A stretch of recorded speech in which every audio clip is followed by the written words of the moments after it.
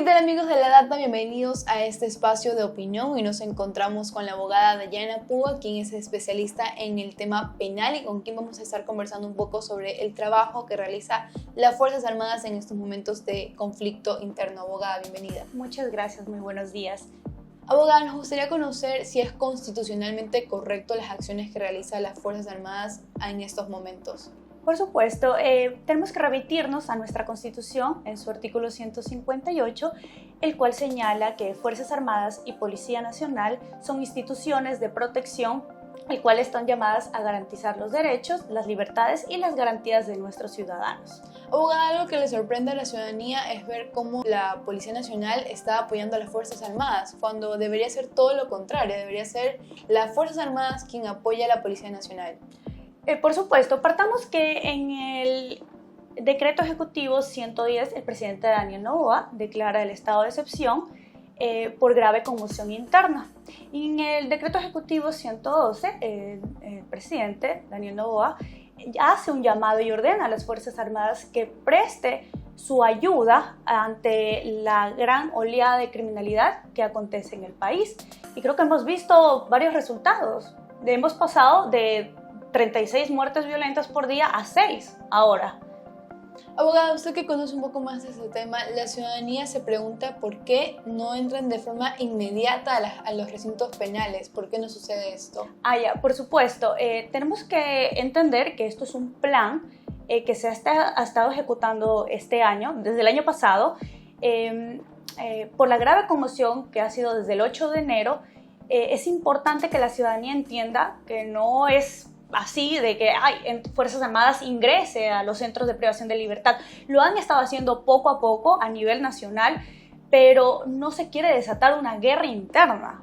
¿Ya? Esto es trabajo de inteligencia, trabajo que lleva poco a poco las Fuerzas Armadas. Y como mencionaste, Policía Nacional ya se le había dado por varios años que brinde la seguridad como tal, pero no ha sido suficiente. Es por eso que ahora Policía Nacional está ayudando o haciendo una coayuda a las Fuerzas Armadas.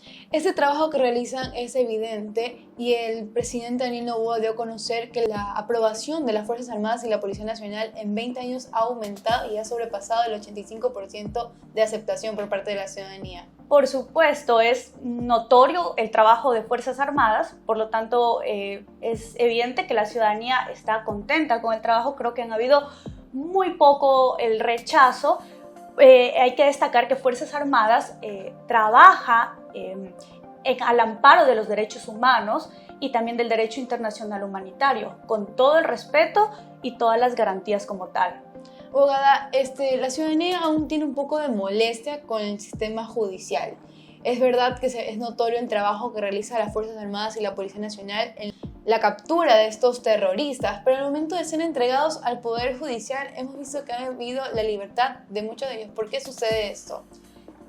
Como les he venido diciendo en varios estados de opinión, considero, no solo yo y toda la ciudadanía, que se debe trabajar muy duro para enquistar esta corrupción que aborda ya desde años atrás en la función judicial, no solo en la función judicial, sino también en hospitales, en todas las entidades públicas. Tenemos que combatir, esto es un tema de cultura también, por así decirlo.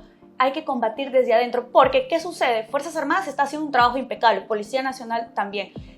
Capturan y ponen a manos de la justicia para que sea llevado un proceso, tal cual como el respeto de los derechos humanos. Pero ¿qué sucede?